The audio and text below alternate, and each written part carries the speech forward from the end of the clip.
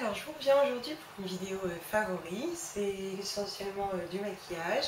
Alors déjà les pinceaux que j'utilise énormément en ce moment, sachant que j'utilise beaucoup d'ombre crème. Tout d'abord le Shading Brush de Real Techniques qui est très souple et qui me permet de faire pas mal de choses, que ce soit d'appliquer une illusion d'ombre pour terminer, une ombre crème même dans le coin interne. Il est assez petit, du coup assez précis, il est assez doux, donc il n'agresse pas la paupière, je le trouve vraiment très bien. Je trouve que c'est un très très bon rapport qualité-prix, donc celui-ci je l'ai trouvé sur le site iHerb et vraiment il est super, en plus je le trouve très très très joli. Vraiment pour l'instant il me plaît beaucoup. La seule chose c'est que des fois j'ai l'impression que sa forme souffre un peu, mais comme j'utilise des ombres crème, ça fige beaucoup le pinceau, donc si vous le possédez et que vous utilisez des ombres crème, je vous conseillerais de le laver directement après. C'est ce que je fais et je pense que pour l'entretien de ce petit pinceau c'est l'idéal.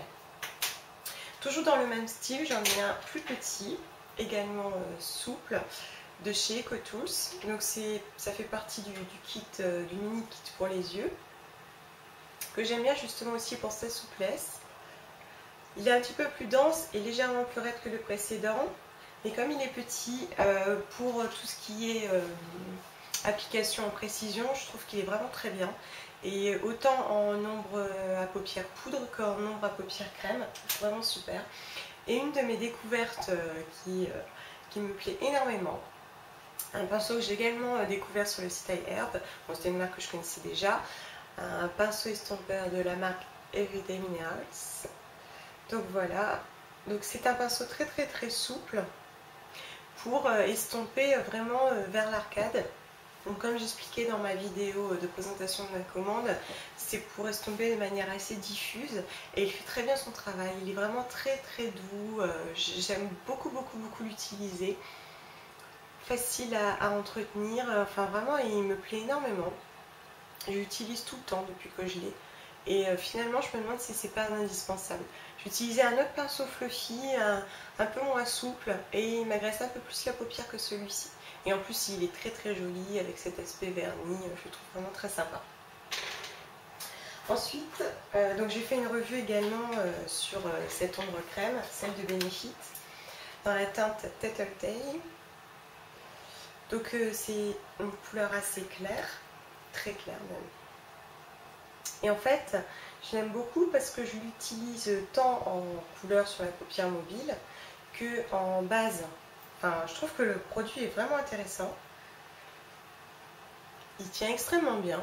Il ne file pas dans les plis.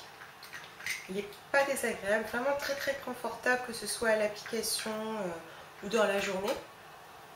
En plus, comme il ne file pas, bon, j'ai confiance. Et c'est vraiment un produit que j'aime beaucoup. J'ai 3 couleurs, mais alors celle-ci, comme elle est multifonction, je l'utilise comme base, je l'aime particulièrement. Ensuite, en maquillage, donc j'ai le fard Mango Tango de Makeup Geek, un corail, parce que même si on arrive vers l'automne, moi je continue à mettre pas mal de couleurs. Donc c'est un mat, donc un corail qui tire bien vers le rose.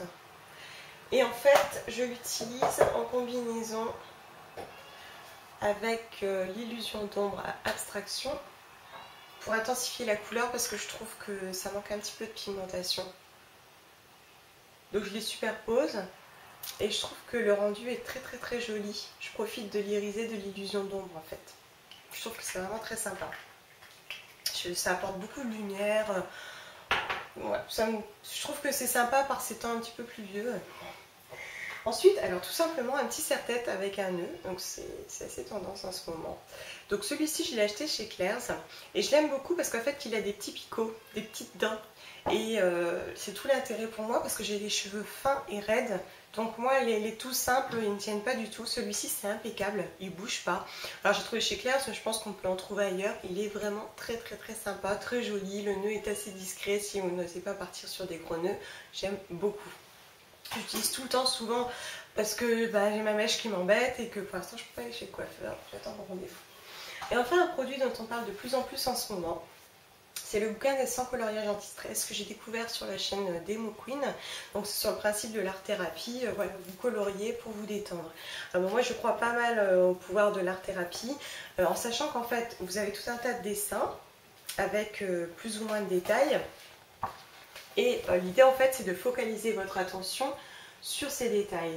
Et effectivement, moi je trouve que ça marche extrêmement bien pour évacuer les tensions. Même le geste pour colorier détend beaucoup physiquement. Ensuite, comme tout type de thérapie, il faut y être réceptif pour que ça fonctionne. Tout le secret est là.